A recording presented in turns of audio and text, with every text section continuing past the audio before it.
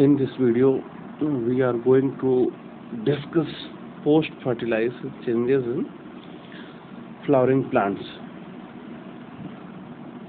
तो flowering plants में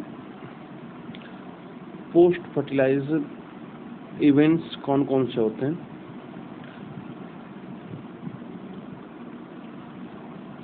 first है एंडोस्पर्म डेवलपमेंट या एंडोस्पर्म प्रोडक्शन ऑफ एंडोस्पर्म, और सेकेंड है embryogenesis. Endosperm development previous class में हम लोग डिस्कस कर चुके हैं। एंडोस्पर्म डेवलपमेंट एम्ब्रियोजेनेसिस से पहले होता है। एंडोस्पर्म बेसिकली न्यूट्रिशन प्रोवाइड कराता है डेवलपिंग एम्ब्रियो को, इसलिए एंडोस्पर्म का डेवलपमेंट एम्ब्रियो से पहले होता है, slightly earlier than embryo. Endosperm development takes place slightly earlier than embryo. अब एंडोस्पर्म थोड़ा सा रिकॉल करें पीछे का। एंडोस्पर्म डेवलपमेंट 3 टाइप से होता है, बेसिकली 2 टाइप्स है। फर्स्ट है फ्री न्यूक्लियर, सेकेंड है सेलुलर, और तीसरा था हेलोबियल। फ्री न्यूक्लियर डिवीजन में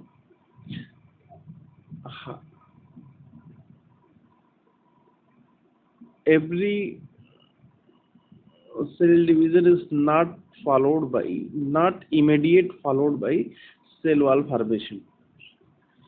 मतलब जितनी बार सेल डिवीजन होता है, हर सेल डिवीजन के बाद सेल वॉल का फॉर्मेशन नहीं होता।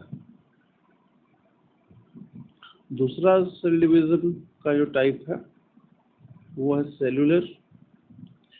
सेलुलर डिवीजन में हर डिवीजन के बाद एक सेल वॉल का फॉर्मेशन होता है। और तीसरा स्पेशल टाइप का हेलोबियल में पहला जो डिवीजन होता है वो फ्री न्यूक्लियर, और उसके बाद के जो डिवीजन्स होते हैं वो सेलुलर। तो ये बात लोग प्रीवियस क्लास में पढ़ चुके हैं ये टॉपिक। अभी जो हमारा दूसरा टॉपिक है वो है embryogenesis. Examination point of view से बहुत ही इम्पोर्टेंट टॉपिक है, और आगे के एग्जामिनेशन के लिए भी, जो हमारे एग्जामिनेशन होंगे कोई भी कॉम्पिटिटिव एग्जामिनेशन, उसके लिए भी ये इम्पोर्टेंट है। इसको देखते हैं।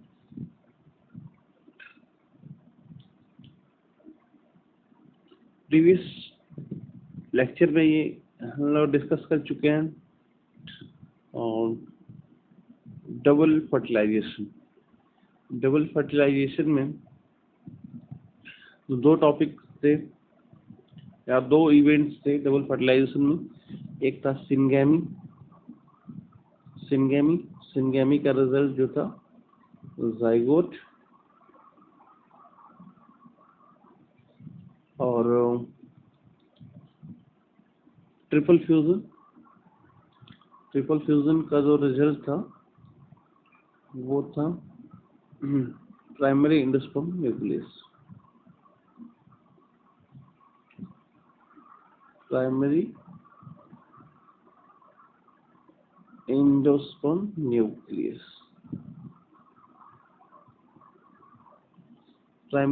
न्यूक्लियस।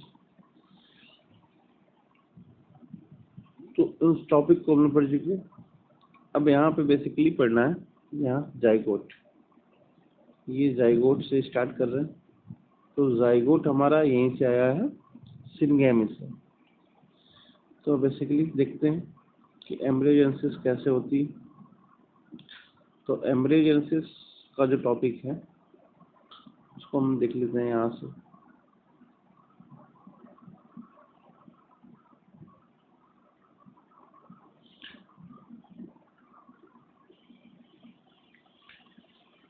ये हमारा जाइगोट, ये हमारा जाइगोट। जाइगोट का फॉर्मेशन सबको मालूम है। जब एक मेल न्यूक्लियस एक सेल के साथ फ्यूज करता है, इस प्रोसेस को सिनगेमी बोलते हैं। सिनगेमी का रिजल्ट जो होता है हमारा जाइगोट फॉर्मेशन। तो जाइगोट का फॉर्मेशन हो गया। अब जाइगोट में ये जो हमारा ये जो हमने इंडिकेशन दे रखा है सी का और एम का, सी से चैलेंजलिन, ये इंडिकेशन है चैलेंजलिन, और ये एम का मतलब माइक्रोपाइलरिन। अगर ओव्यूल का स्ट्रक्चर हमको मालूम है तो ओव्यूल का स्ट्रक्चर कुछ ऐसे था।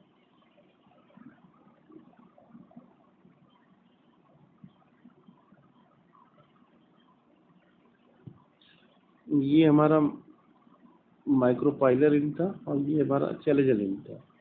अब इस रीजन में हमारा यहाँ पे था एग, और एक का फर्टिलाइजेशन हुआ। एक का फर्टिलाइजेशन हुआ तो ये कन्वर्ट हो गया जाइगोट में। तो यही स्ट्रक्चर है यहाँ पे।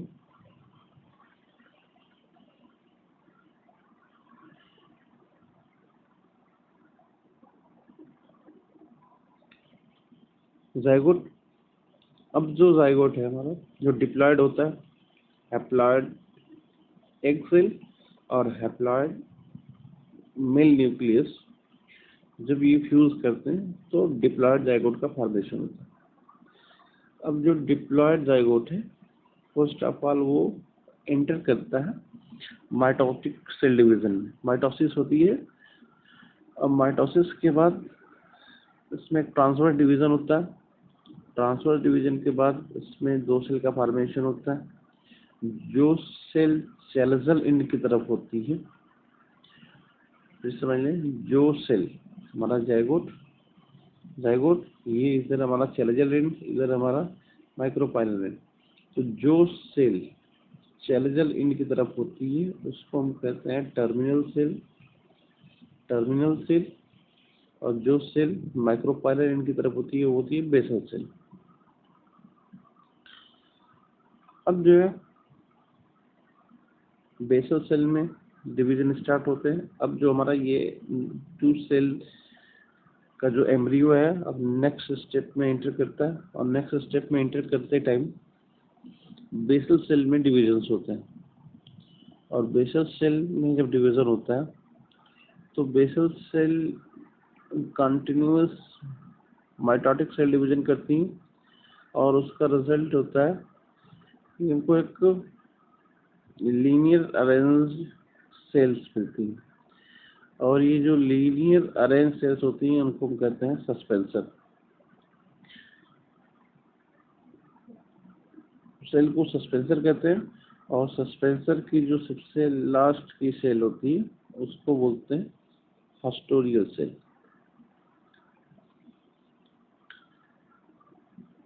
अब इसके बाद जो सेल का जो एम्ब्रियो का जो टर्मिनल सेल है वो डिवाइड करती है, और डिवाइड करने के बाद ये 4 सेल स्ट्रक्चर बनाती है। अब ये जो 4 सेल स्ट्रक्चर होता है वो एक बार और डिवाइड करता है, और ये 8 सेल स्ट्रक्चर, ये 8 सेल स्ट्रक्चर रहता है। इस 8 सेल स्ट्रक्चर की वजह से इस स्ट्रक्चर को हम कहते हैं pro embryo quadrate. Pro embryo quadrate देखें जरा कि ये जो हमारा प्रो एम्ब्रियो है, जो टर्मिनल सेल डिवाइड करके एक प्रो एम्ब्रियो में कन्वर्ट हो रही है, इसके जस्ट नीचे की जो सस्पेंसर सेल होती है ये वाली, इसको हम हाइपोफाइसिस कहते हैं। ध्यान से समझ लेंगे। सस्पेंसर की सबसे नीचे वाली सेल हस्टोरियल सेल, और सबसे ऊपर वाली सेल को हाइपोफाइसिस कहते हैं।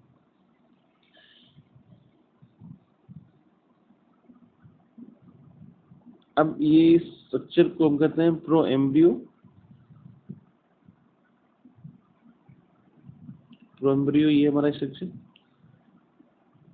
अब ये जो हमारा एड सेल स्ट्रक्चर है प्रो एम्ब्रियो का, अब वो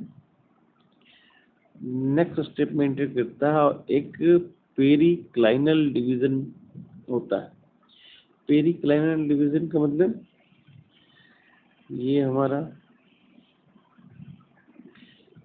एक 8 सेल स्ट्रक्चर, इस 8 सेल स्ट्रक्चर में ऐसे समझ लें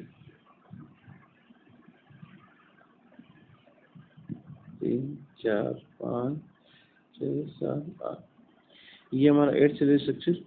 और इस 8 सेल स्ट्रक्चर में एक सेल अंदर की तरफ, एक सेल बाहर की तरफ ऐसे डिवाइड होती है। तो यहाँ एक सेल 2 3 ऐसे करके एक सेल अंदर की तरफ और एक सेल बाहर की तरफ, ये अंदर की तरफ की सेल, ये बाहर की तरफ की सेल, ऐसे 8 सेल्स होती हैं, वो डिवाइड करती हैं। इस टाइप के डिवीजन को हम पेरिक्लाइनल डिवीजन कहते हैं। तो पेरिक्लाइनल डिवीजन के बाद ये स्ट्रक्चर मिलता है। और उसके बाद जो हाइपोफाइसिस होती, हाइपोफाइसिस होती, हाइपोफाइसिस भी डिवाइड करती है और डिवाइड करने के बाद 8 सेल स्ट्रक्चर बनाती है। जो हमारी ये सिंगल एक हाइपोफाइसिस थी, ये रेड कलर की जिससे इंडिकेट किए, ये सेल और डिवाइड करती है माइटोटिकली और ये 8 सेल स्ट्रक्चर बनते हैं। और 8 सेल स्ट्रक्चर में जो ये दो लोअर, जो ये 4 रोज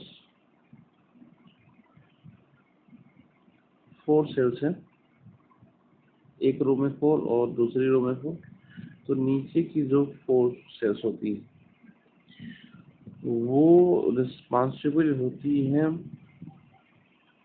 रूट कैप और रूट टिप के फॉर्मेशन में। ध्यान से समझेंगे, हाइपोफाइसिस डिवाइड करके 8 सेल स्ट्रक्चर बनाता है।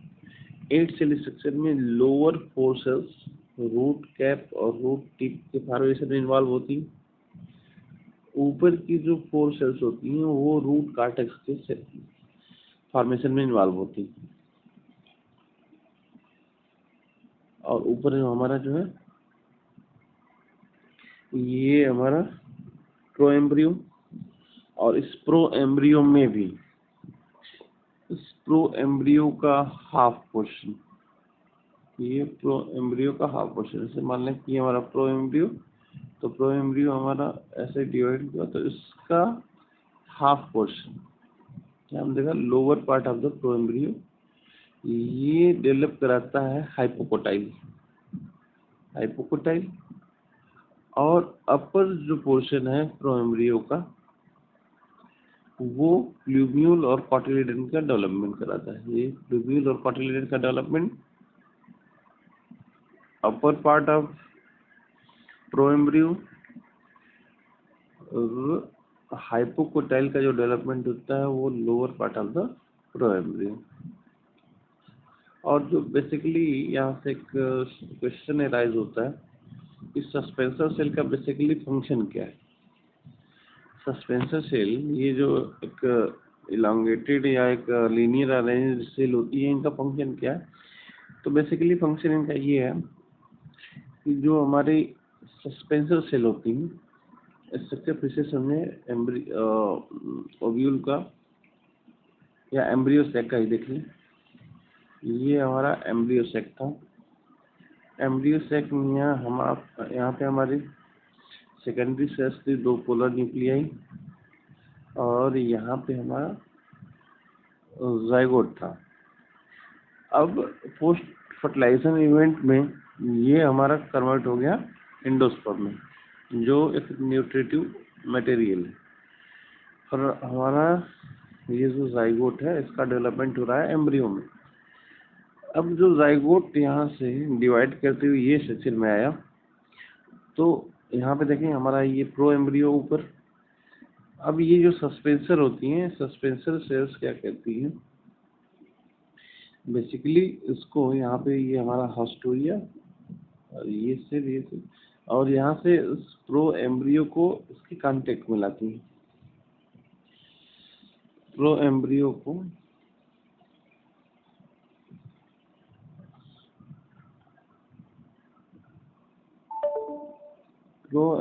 को इस एंडोस्पर्म के कांटेक्ट में लाती हैं और ये जो एंडोस्पर्म है इस प्रो एम्ब्रियो को न्यूट्रिशन प्रोवाइड कराता है और इसकी ग्रोथ और डेवलपमेंट होती है। तो बेसिकली सस्पेंसर सेल्स होती हैं वो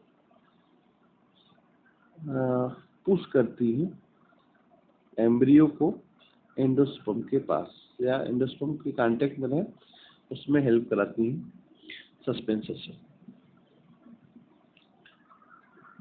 अब बेसिकली फिर स्ट्रक्चर देखें।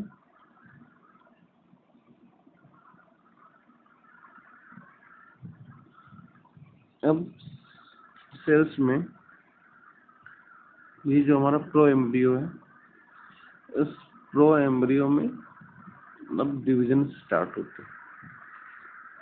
अब डिवीजन जो स्टार्ट होता है उसमें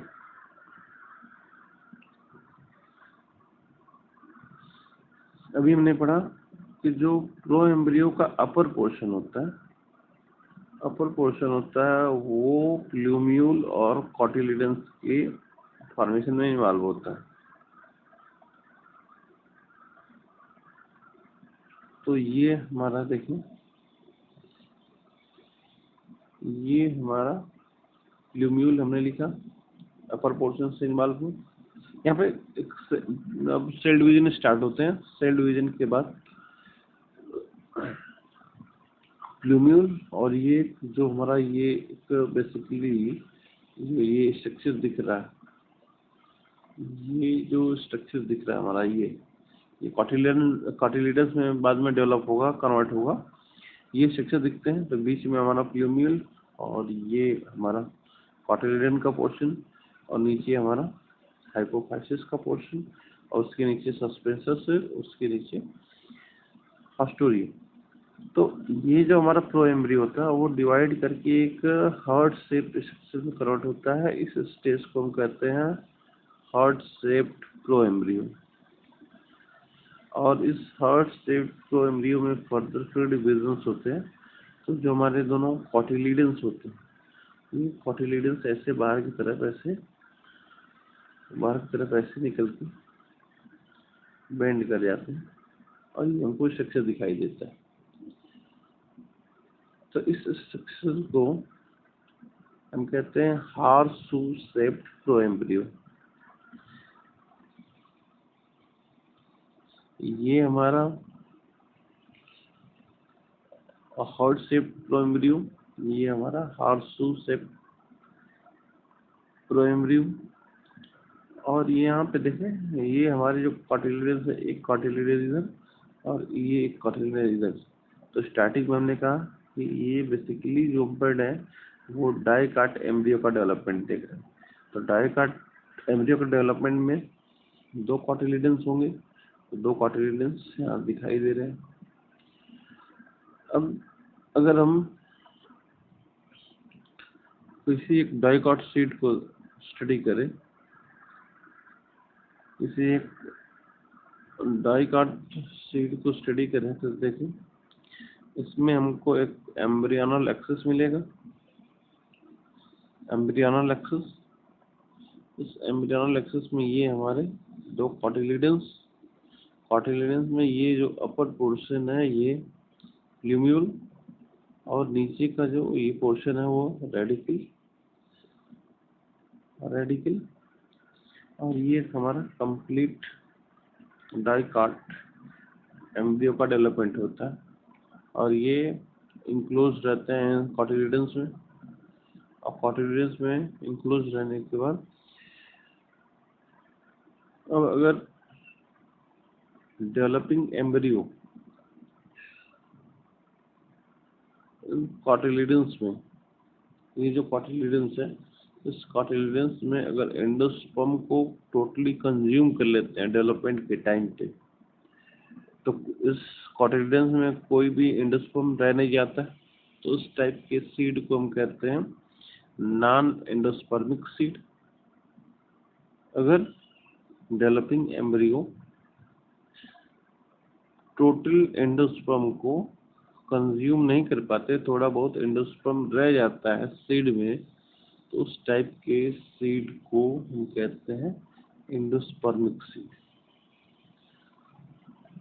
तो ये हमारा टॉपिक था, how embryogenesis takes place in